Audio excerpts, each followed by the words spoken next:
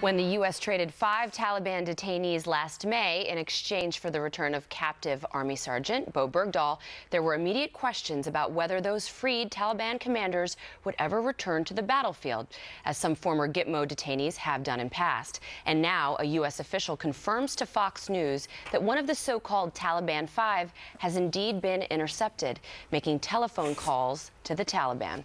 Here's what the Pentagon has to say about it. We take all allegations of re-engagement very, very seriously. There's different ways of considering re-engagement. It doesn't necessarily mean return to the battlefield. It doesn't matter. We take it all seriously. We are comfortable at the Defense Department that we can mitigate any threat that could be posed by any one of these individuals in terms of terrorist activity. The Taliban 5 are currently under a form of house arrest in Qatar. No. Not very far. Thank you, Harris.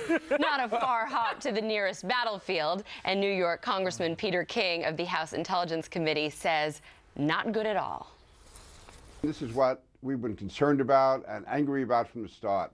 This was a hoax. The president released the 5 of the worst, and in return, all we got was Qatar saying that they will keep an eye on them, they'll monitor them. There's no reason why we should trust Qatar.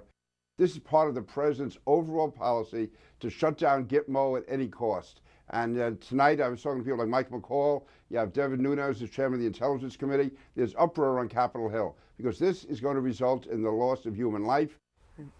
Okay, I know you can't contain your shock and all. I mean, come on, house arrest and Qatar, really? What does that look like? Is that a Chanel bracelet on the ankle? Yeah. Like, what's up with that? I mean, the country's already said pretty much they're free to roam, so I don't even know what that would look like, house arrest. Does that mean you get a house? Is that what that is? Qatar's very wealthy. They get an 800 number to this is coming the same week that the White House says that the Taliban in Afghanistan are not terrorists. Yeah. I mean, what is the message that's going on here? At this point, the Taliban terrorists are like, whoop, whoop, we got him, we got him, we got him, touchdown.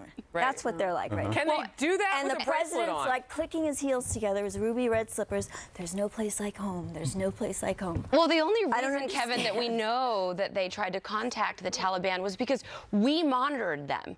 This is not Qatar calling us saying, by the way, these guys are trying to phone a friend here. This is the United States government monitoring them. And so what happens in a couple months when they're freed? Well, are we really shocked that these guys go back to what they were doing originally? I mean, seriously, you get one deserter for 5 Taliban freedom fighters, right? Should we call them freedom fighters? Is that the new term now? It's amazing. No, they say the rate is about 20%. There's no way it's that low. I think it's got to be a lot higher than that. Lieutenant General Mike Flynn making a lot of waves this week with the speeches that he's been making about our counterterrorism efforts, and saying in part that it is so frustrating to hunt someone for years and then see them return to the battlefield, that it doesn't make sense, that they need to be held until the conflict is over. And in this case, we're a long way from there. Well, yeah, but that's not happening. We do have life in prison for people, don't we? It's interesting that the statistics that you quote, though, because I remember when Bill Himmer was here about a week ago, and we were going back and forth. Well, the recidivism of terrorism is 31%, and then he had one where it was 1%. I think we're purposefully being given some confusing information on this, because then it's hard to say what it is. But on this particular one, it's 100%. Of course it is. I'm the Taliban 5 on the phone with their dudes, 100%. The National Security Team, I'm hoping this is part of their tactical maneuvers, and that they've got some kind of chip and they're keeping track of these guys so that when they do contact other terrorists, they know